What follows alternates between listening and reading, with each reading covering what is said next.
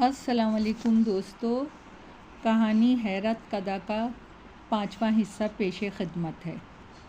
इसी वक्त कमरे का दरवाज़ा धड़ से खुला और हानी ने कदम अंदर रखे। इसे देखते ही मेरे सांस में सांस आया। मैं अकब से खुद से चिपकी उरिया इमामा को धकेल कर हानी के करीब जा पहुंचा और फूले हुए सांसों में उसे इमामा की इस हरकत के बारे में बताया। इमामा हैरत अंगेज़ तौर पे इत्मीनान से इस तरह लिबास पहन रही थी जैसे कुछ हुआ ही ना हो। हानी ने इसे 16 बार निगाहों से देखा। इमामा, तुम ना सिर्फ गिरी हुई बल्कि तवाइफ से भी बदतर औरत हो। तुमने अपने ऊपर शामिर के रिश्ते का भी एहतराम नहीं किया। वो ज़रा बराबर भी हानी के गुस्से से खाइफ नहीं हुई थी, बल्कि अपनी फूली हुई सांसों पर काबू पाके इत्मीनान से कहने लगी, शामिर मेरा था, हानी मेरा ही रहेगा। अगर मेरा ना हो सका तो तुम्हारा भी ना रहेगा। बेहतर यही है कि मुझसे समझौता कर लो। अगर ये 2-4 रोज़ मेरे साथ एक रात गुजार ले तो तुम्हें क्या फ़र्क पड़ेगा। हानी ने इसकी बाजारी गुफ्तगू सुनते ही इसके मुंह पे थप्पड़ रसीद कर दिया। वो चंद लम्हे खून ख़वार निगाहों से हानी को देखती रही, फिर ये कहती हुई कमरे से निकल गई, तुम्हें ये थप्पड़ महंगा पड़ेगा। हम दोनों ही इमामा की तरफ से फ़िक्रमंद थे। वो ज़ख्मी नागिन की तरह हमें किसी भी वक्त रख सकती थी। कुछ रोज़ बाद एक अजीब वाक़या पेश आया। इस दिन मैं घर पर ही था, जबकि आज़म खान ऑफिस में था कि अचानक इमामा हमारे कमरे में दाखिल हुई और उम्मे हानी के सामने हाथ जोड़ दिए। इसकी आंखों से आंसू बह रहे थे। हानी और शामिर, प्लीज़ मुझे माफ़ कर दो, मुझसे बहुत बड़ी गलती हो गई। हम दोनों हक्का बक्का इसे देख रहे थे और दिल ही दिल में सोच रहे थे, अब वो मक्कार औरत कौन सा नया खेल खेलना चाहती है। शायद वह अंदाजे से हमारे दिल के ख़यालात जान चुकी थी। हानी के कदमों में बैठ गई। मैं जानती हूँ कि तुम दोनों मुझ पर भरोसा नहीं करते, मगर मुझे ब्लड कैंसर है। आज ही मुझे डॉक्टर ने मेरी मेडिकल रिपोर्ट्स दिखा के बताया। हानी, अब जबकि मेरी ज़िंदगी बहुत कम रह गई है, मुझे अपने गुनाहों का एहसास हो चुका है। प्लीज़ मुझे माफ़ कर दो। वो बोलती जा रही थी और रोती जा रही थी। हानी ने इसे कदमों से उठाया और सीने से लगा लिया। इमामा वाकई बदल चुकी थी। हानी से सगी बहनों की तरह पेश आने लगी। मेरी तरफ आंख उठा के भी ना देखती थी। शौक और मॉडर्न लिबास की जगह सीधे सादे कपड़े पहनने लगी थी। सोनों पे सुहागा नमाज भी पढ़ने लगी थी। खुद आज़म खान भी इसके बदले हुए रवैये पे खुश और हैरान था। उमाइमा ने हमें आज़म खान को इस बीमारी के बारे में बताने से मना किया था। मैं मोहतात था। मेरे ख़्याल में यह उमाइमा का कोई नाटक था। मगर जब 3-4 माह इसी तरह गुजरे और इसके रवैये में तब्दीली ना आई तो मैं भी इसकी तरफ से मुतमईन हो गया। एक रोज़ मैं मामूल के मुताबिक ऑफिस से घर की तरफ रवाना हुआ। मेन रोड पे फुटपाथ के करीब खड़ी एक लड़की ने मुझे रुकने का इशारा किया। वो कॉलेज यूनिफॉर्म में मलबूस थी और शाने पे बैग मौजूद था जिसमें शायद किताबें थीं। इसके चेहरे पे परेशानी के तासुरात देख के मैंने गाड़ी रोक दी और आगे बढ़ाए। सर, मुझे देर हो रही है। टेस्ट की वजह से कोचिंग से देर से छुट्टी हुई और फिर पब्लिक ट्रांसपोर्ट भी कम है। जो वैन या बस आ रही है इसमें तिल धरने की भी जगह नहीं। अगर आप मुझे आगे तकलीफ़ दे दें तो मैं परेशानी से बच जाऊंगी, प्लीज़। उसने ऐसा लहजे में कहा कि मैं इनकार ना कर सका। वैसे भी वो सीधी सादी कोई कॉलेज की लड़की दिखाई दे रही थी जिसने सर्दी की वजह से स्वेटर पहन रखा था और हाथों में दस्ताने थे। मेरे असबाब में सर हिलाते हुए वो फ्रंट सीट पे बैठी और बैग को गोद में रख लिया।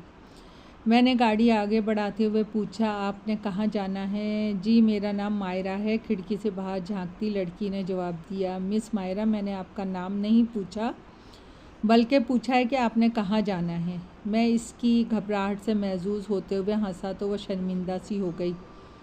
सॉरी सर, आप मुझे अगले मोड़ पे उतार दीजिएगा। इससे अगले मोड़ पे उतर के मैं आगे अभी कुछ ही फासला तय किया था कि मेरी नज़र फ्रंट सीट पे पड़ी। नीचे मायरा का बैग पड़ा हुआ था और वो जल्दी में अपना बैग भी भूल गई थी। मैंने इरादा किया कि आगे से टर्न लेके वापस जाऊं। शायद वो लड़की मिल जाए तो इसका बैग लौटा दूं, मगर इसकी नौबत ही ना आई। इस वक्त कब से मोबाइल की के हूटर की आवाज़ सुनाई दी। कब मैं पुलिस मोबाइल देखकर मैंने गाड़ी साइड में करते हुए पुलिस मोबाइल को आगे जाने का रास्ता दिया, मगर पुलिस मोबाइल मेरी गाड़ी को ओवरटेक करती हुई मेरे सामने रुकी तो मुझे मजबूरन ब्रेक लगाना पड़ा। पुलिस मोबाइल से इंस्पेक्टर रैंक के अफसर समेत 4-5 मुसल्लह एहलकार उतरे और मेरी गाड़ी को घेरे में लेकर इस तरह गने तालनी जैसे मैं कोई बहुत बड़ा गैंगस्टर या टारगेट किलर हूँ। खैरियत तो है? मैंने खिड़की से सर बाहर निकाल के पूछा। नीचे उतरो, इंस्पेक्टर ने दुरुस्त लहजे में कहा। पर क्यों? मैंने पूछा। हमें इत्तला मिली है कि इस गाड़ी में मनशियात मौजूद है, इंस्पेक्टर ने कर्क लहजे में कहा तो मैं भौंचका रह गया। नीचे उतरो, हमें गाड़ी की तलाशी लेनी है, इस बार इंस्पेक्टर ने तहकुमाना लहजे में कहा तो मैं गुस्से से तिलमिलाता हुआ गाड़ी से उतरा। इंस्पेक्टर के इशारे पे 2 पुलिस एहलकार गाड़ी की तलाशी लेने लगे, जबकि दीगर एहलकार बदस्तूर मुझ पे गने ताने खड़े रहे।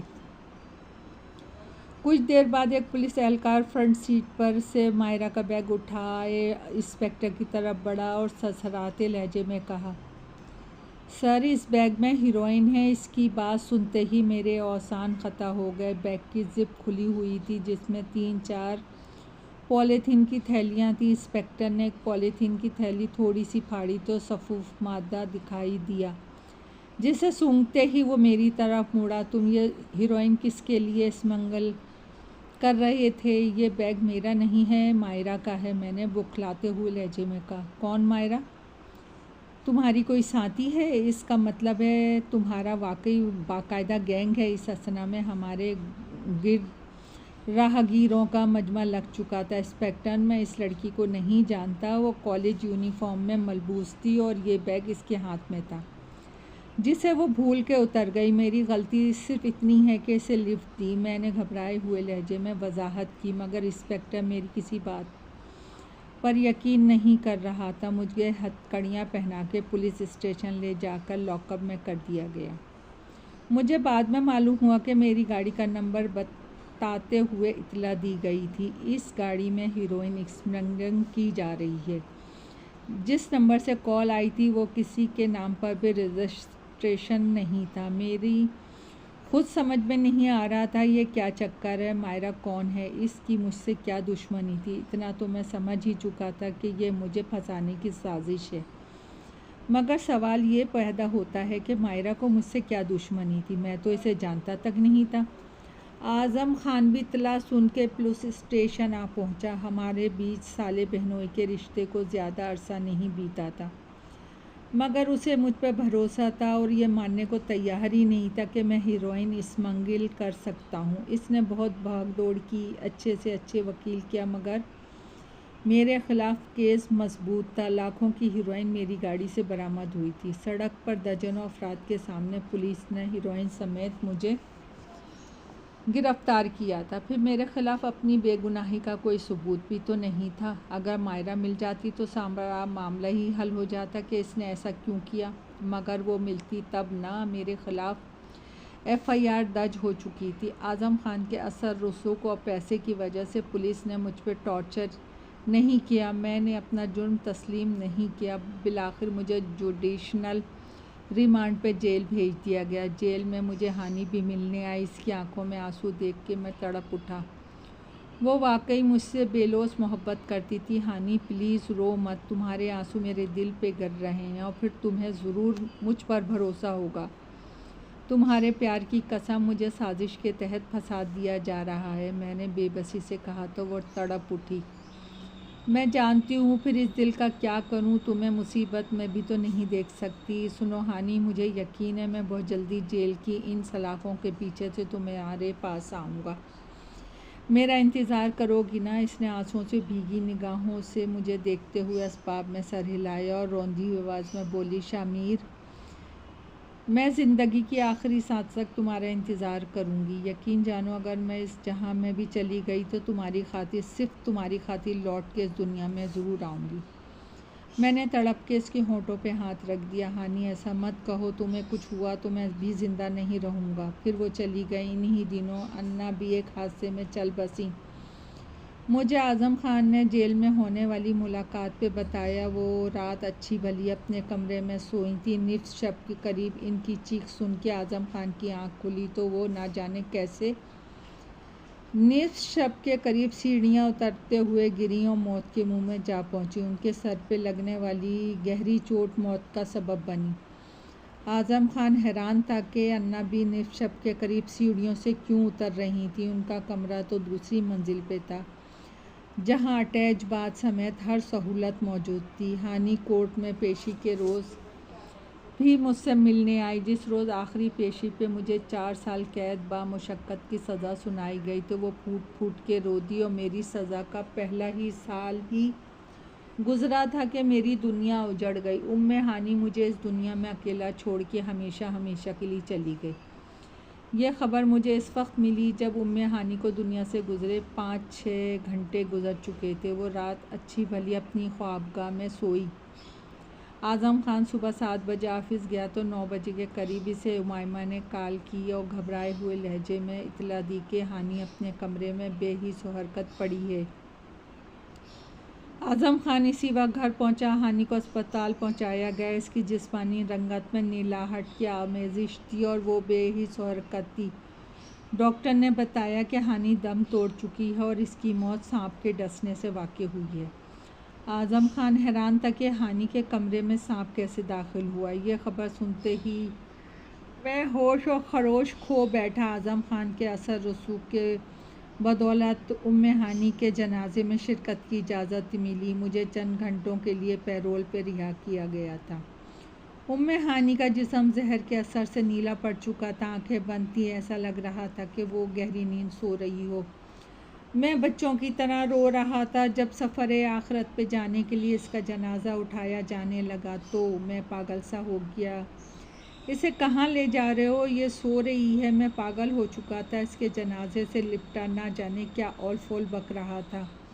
फिर मुझे होश ना रहा। मैं गश खा के गिरा और बेहोश हो गया।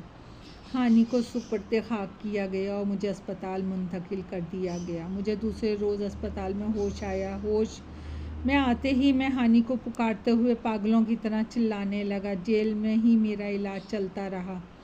दिमागी अमराज के माहिर डॉक्टर्स की तवज्जो से मेरी हालत में सिर्फ इतनी बेहतरी आई कि मैं गुमसुम रहने लगा, मगर मुझे अपना होश तक ना था। मैं दीवानों की तरह अपने आप से बातें करता रहा। मेरी हालत को देखते हुए मुझे तीसरे साल ही जेल से रिहा कर दिया गया। आज़म खान मुझे जेल से घर लेकर गया। यहाँ भी मैं हानि को दिन रात याद करता रहता। अक्सर मैं रातों को ख्वाब में हानि को देख के चिल्लाने लग जाता। एक रोज़ इसी तरह ख्वाब में हानि को देखा। वो मुझे पुकार रही थी। मैं उठ गया और दीवानगी के आलम में घर से निकल गया। चौकीदार ने मुझे रोकने की कोशिश की तो मैंने इसे ज़ोर से धक्का दिया कि वो लड़खड़ा कर दीवार से टकराया। इसका सर दीवार से टकराया। सर पकड़कर वहीं बैठ गया और मैं भागता हुआ घर से निकल गया। दोस्तों, कहानी अभी जारी है। पसंद आए तो लाइक और सब्सक्राइब कीजिएगा। आपकी दुआओं की तलबगार।